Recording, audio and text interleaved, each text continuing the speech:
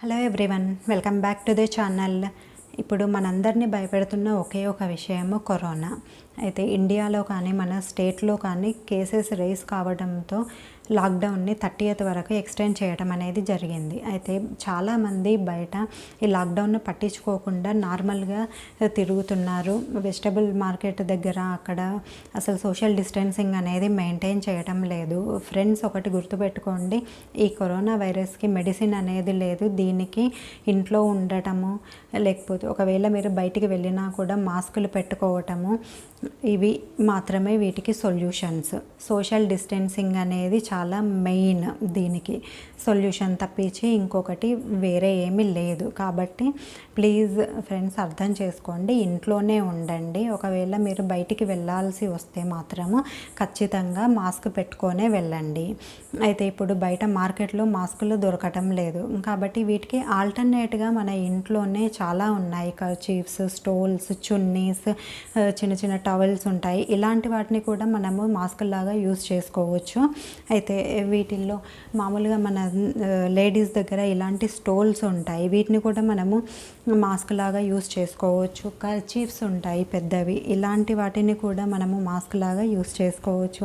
అయితే ఇవి ఇంకా ఆ మాస్కుల కంటే కూడా ఇవి చాలా బెటర్, చాలా థిక్గా ఉంటాయి. వీటిని మళ్ళీ మనం వాష్ చేసుకొని రీయూజ్ కూడా చేసుకోవచ్చు. కాబట్టి ఇలాంటి వాటిని వాడండి.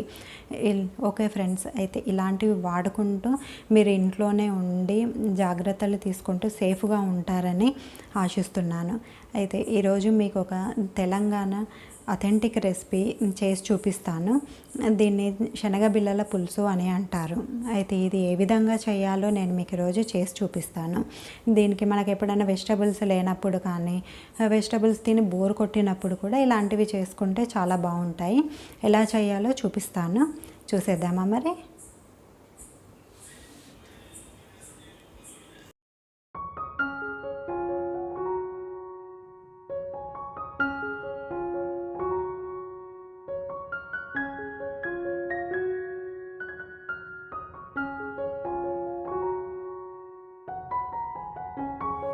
స్టవ్ పై కడాయి పెట్టుకొని ఇందులో ఒక 3 టేబుల్ స్పూన్ ఆయిల్ వేసుకోవాలి.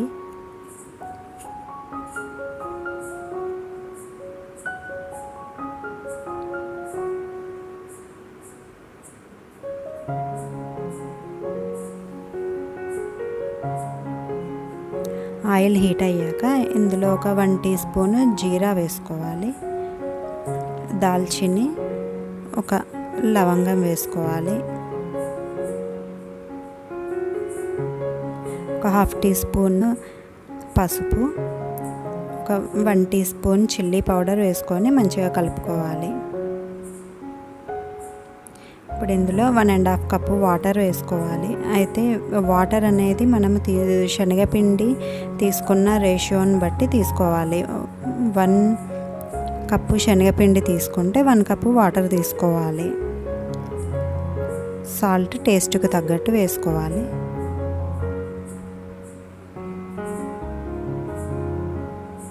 ఇప్పుడు వాటర్ మంచిగా బాయిల్ అయిన తర్వాత దీంట్లో మనము శనగపిండి వేసి కలుపుకోవాలి.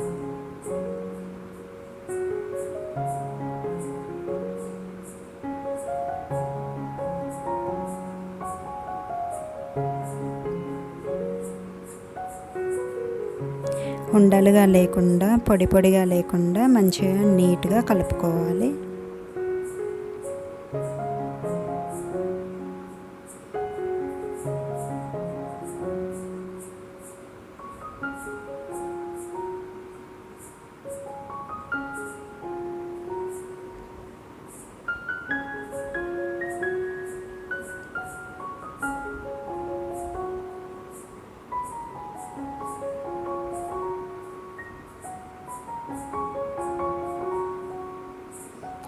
ఇప్పుడు కలుపుకున్న మిక్స్చర్ని మనం ఒక ప్లేట్కి ఆయిల్ అప్లై చేసి దాని మీద ఈక్వల్గా స్ప్రెడ్ చేసుకోవాలి.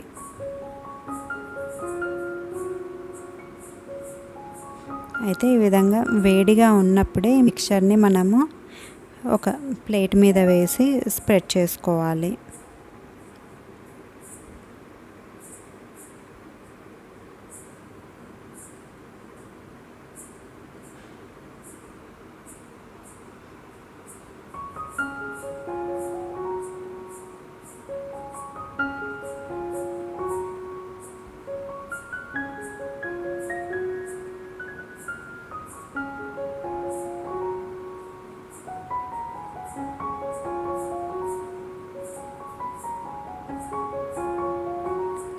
ఈ మిక్చర్ని మనం నైఫ్తో మంచిగా పీసెస్గా కట్ చేసుకోవాలి. మీకు ఇష్టమున్న షేప్లో కట్ చేసుకోవచ్చు.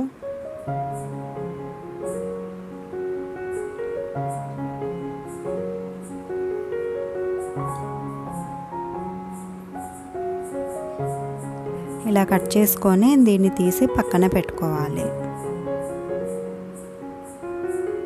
ఇప్పుడు సేమ్ అదే కడాయిలో మళ్ళీ ఒక 3 టేబుల్ స్పూన్ ఆయిల్ వేసుకోవాలి.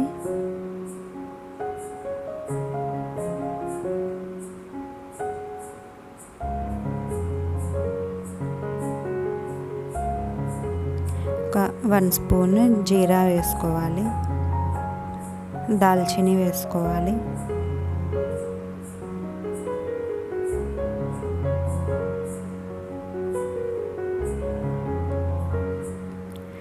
ఒక 2 ఆనియన్స్ గ్రేట్ చేసుకొని అయినా సరే, లేకపోతే కొంచెం మిక్సీలో వేసుకున్నా కూడా, అంటే మరీ పేస్ట్లా కాకుండా ఉండేటట్టు చూసుకోవాలి.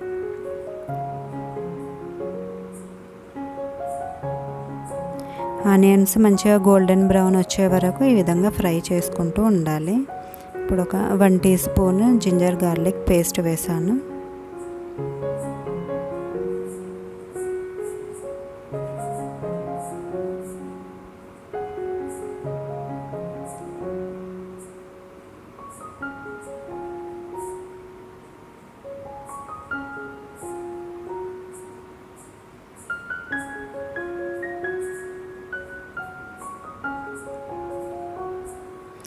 ఒక స్పూన్ పసుపు,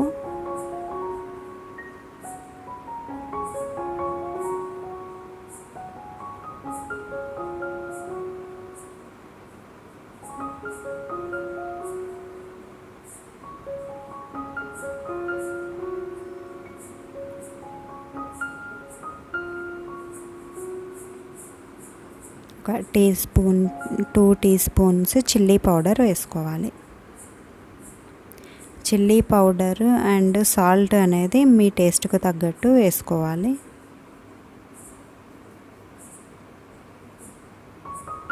ఒక 1/2 కప్పు కొబ్బరి పొడి, ఎండు కొబ్బరి పొడి వేసుకోవాలి.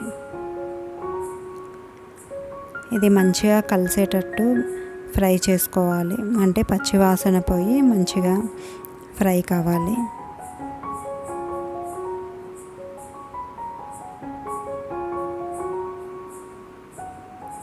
ఒక ఫ్యూ మినిట్స్ ఇది పచ్చివాసన పోయే వరకు ఇలా మూత పెట్టి ఫ్రై చేసుకోవాలి.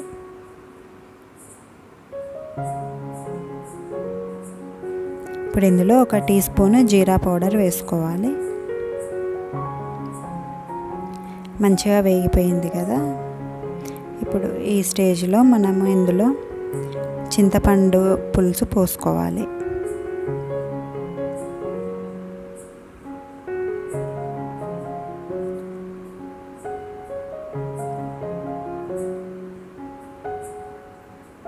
ఒక 1 కప్పు వాటర్ యాడ్ చేసుకోవాలి. సాల్ట్ టేస్ట్కి తగ్గట్టుగా. అయితే ఈ పులుసు కొంచెం చిక్కబడే వరకు మనం దీన్ని బాయిల్ చేసుకోవాలి. కర్రీ లీవ్స్ వేసాను.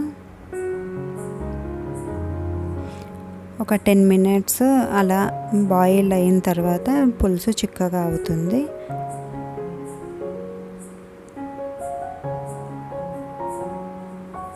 చూసారు కదా, ఇప్పుడు పులుసు కొంచెం చిక్కగా అయిపోయింది.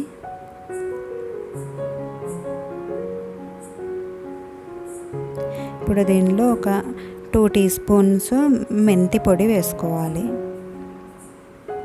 మెంతి పొడి వేసి మంచిగా కలుపుకోవాలి.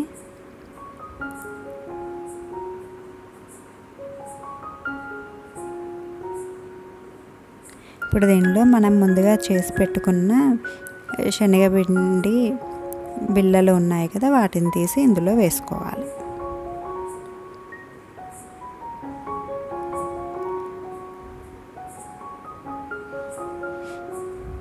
మంచిగా ఆ పులుసు అంతా ఈ పీసెస్కి పట్టేటట్టు ఒక ఫ్యూ మినిట్స్ మనం మూత పెట్టి ఉడికించుకోవాలి. మరీ ఎక్కువసేపు అవసరం లేదు, ఒక 3-4 మినిట్స్ ఉంచితే చాలు, సరిపోతుంది. ఎందుకంటే ఆల్రెడీ శనగపిండి మనకు ముందే ఉడికిపోయి ఉంది కాబట్టి కొద్దిగా సేపు సరిపోతుంది. ఇప్పుడు ఒక 2 టీ స్పూన్స్ కొరియాండర్ పౌడర్ వేసాను. అంతే, ఇప్పుడు రెడీ అయిపోయిందండి. చూసారు కదా, ఈ కన్సిస్టెన్సీ వస్తే సరిపోతుంది.